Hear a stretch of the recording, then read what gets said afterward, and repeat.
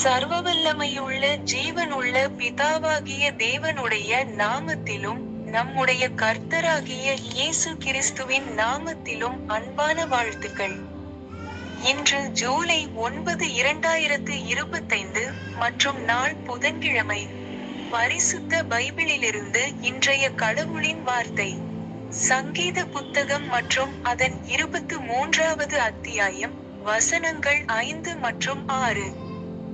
என் சத்துருக்களுக்கு முன்பாக நீர் எனக்கு ஒரு பந்தியை ஆயத்தப்படுத்தி என் தலையை எண்ணெயால் அபிஷேகம் பண்ணுகிறீர். என் பாத்திரம் நிரம்பி வழிகிறது.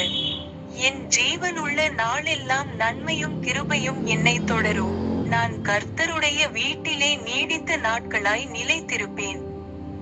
நன்றி. யெகோவா நம் அனைவரையும் ஆசீர்வதித்து பாதுகாப்பாராக. ஆமென்.